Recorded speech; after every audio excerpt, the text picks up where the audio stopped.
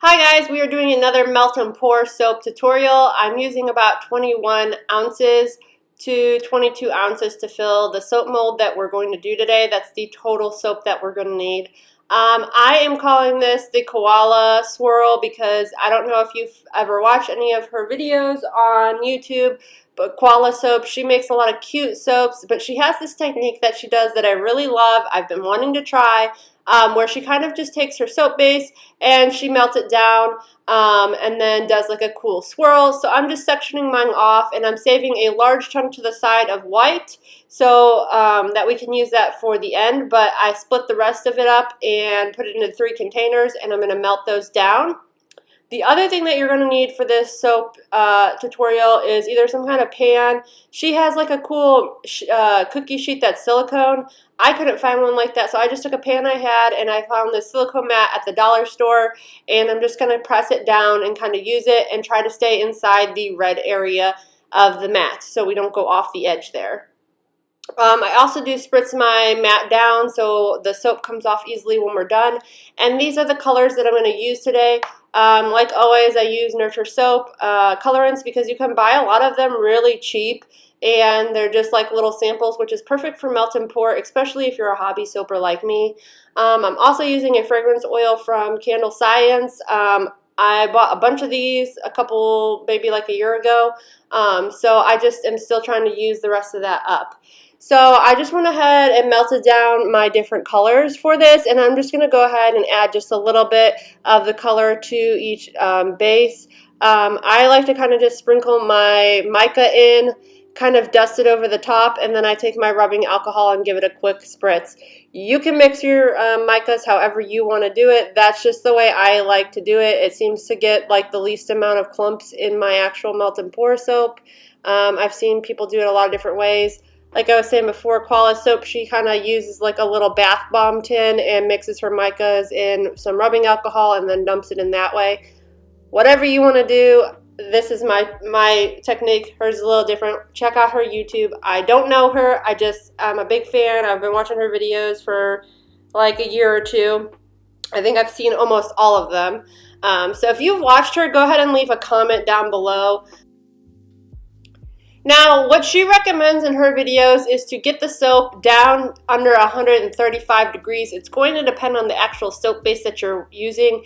Each soap base is a little bit different, especially if you're using like a clear glycerin. They have different melting points, so you just kind of want to keep that in mind. And then add your fragrance, like I'm just adding my fragrance oil as I go along. But you want to keep, I kept my bases as I was pouring around the 130 mark. And I'll show you guys when I start doing the technique a little bit how exactly this worked. So as you can see, I poured just a little bit to get it started. It was around 130, but once you start pouring it on the mat, you want to keep in mind that it's going to start cooling really quickly. So I got my heat gun out just to show you guys that the temperature of that soap is cooling down. It's about 110 degrees, we'll say. And then the other base that I had was, again, I'm trying to get it to 130, so I had to let that wait just a little bit, which was fine because it makes the soap that's on the tray get even cooler. I would highly recommend, after when I was playing around with this for a bit, to even get it closer to the 90-degree mark before you start pulling another layer on.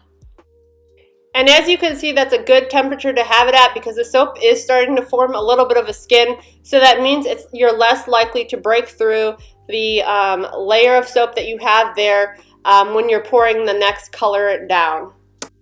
So I kind of sped up the next part so you guys could see the difference. When the soap is cooled all the way down and you pour, the two colors aren't going to like blend together and mesh together. They're going to butt up to each other. They're going to overlap each other, but they're not going to actually puncture through and break the other layer, and they're not going to swirl together.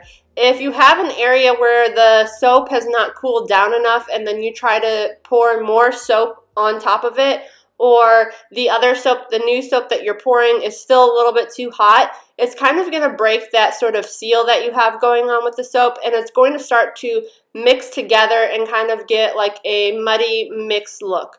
We're not going for that look with her technique. If you want to do it, there's nothing wrong with it. That's just not how she does it. And like I said, I'm just trying to kind of replicate her idea that she had. You could kind of see where some of the green was going into the pink because I didn't wait long enough. So I just wanted to show you guys how that works, and I kind of had to experiment around with it as I was pouring the soap layers, and you guys will see that I didn't do it perfectly, but I think for a first attempt it was pretty good and I had a lot of fun with it.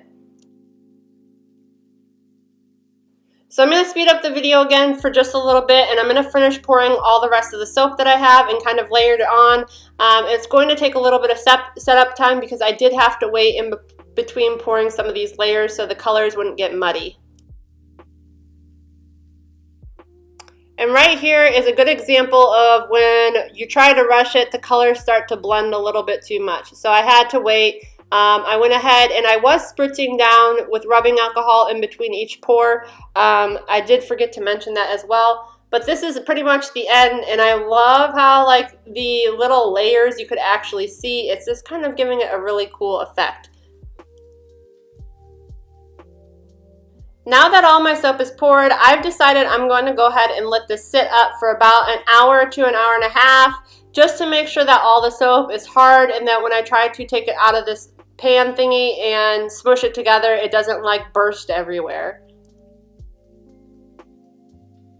Okay, it's been about an hour. I'm going to go ahead and cut off all the icky parts where the soap actually touched the tray, because obviously we don't want any of that gunk in our soap itself. But I'm super excited because everything is dry and feeling pretty solid, so I don't have to worry about anything there. The soap kind of peeled off this mat very nicely, and it was easy to do. So I'm excited. The colors look great. I love the pastels. I love the color palette.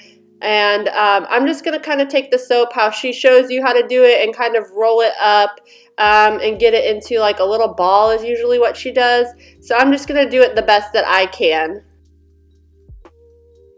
So I'm not sure how Koala has mastered to get all the soap into a ball, but I got frustrated with it, and I just kind of took the mold and I kind of cut it down a little bit in sections to make it fit into the mold, and kind of just smashed it down the best I could. I just eyeballed the cuts, nothing exact here.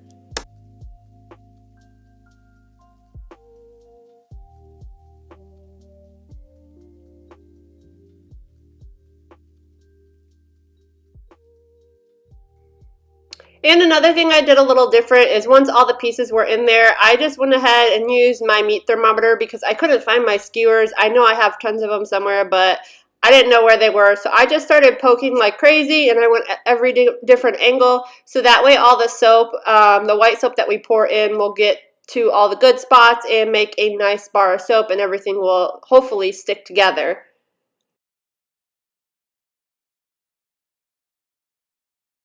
So once that was all poked, I went ahead and melted down the leftover that I had of the white. I started off at about 132. She does hers at around 160 to 170. I'm not sure why that was. I was kind of worried about melting the layers a little bit too much, so I just went ahead and poured it at 130 at first.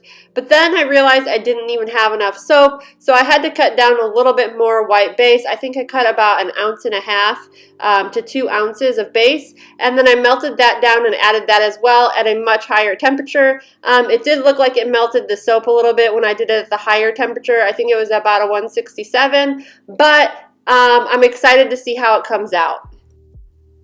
So once everything was poured in the mold, I noticed a lot of bubbles coming up, so I went ahead and started tapping the sides to get the soap to move around a little bit, so those air bubbles and air pockets would kind of come to the top, or the soap would get into the holes where it needed to, so the soap sticks together. I also went ahead and got some of my glitter dust, and I got some mica, and I kind of just sprinkled it on the top of the soap because the colors that were coming through, this gave me like a fairy vibe, and I just wanted to like jazz it up a little bit more. So I wanted to have fun with it.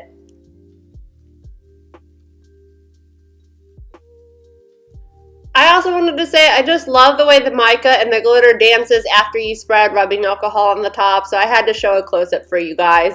I hope it's satisfying for you too.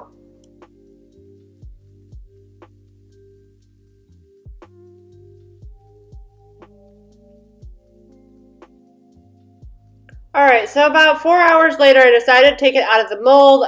On this mold, You have to release it from all four sides, and I did want to show you before I cut the soap that I noticed that the white soap didn't go all the way to the bottom, and I could still see some of the holes that I poked. So I know that the soap base never made it all the way to the bottom, and there's a pretty good chance that there's going to be pockets.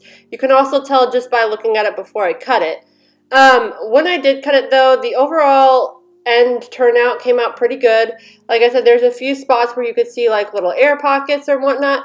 But overall, I'm impressed with this technique. It's a really unique look to soap. I would highly recommend you guys trying it, and I'm definitely going to try it again on a couple other design ideas that I have because, like I said before, I had a lot of fun with it, and it's a really cool end result. So thank you guys for watching, and like always, don't forget to like and subscribe to the channel. I do appreciate it. It does help the channel out a lot, and I'll see you guys again next week.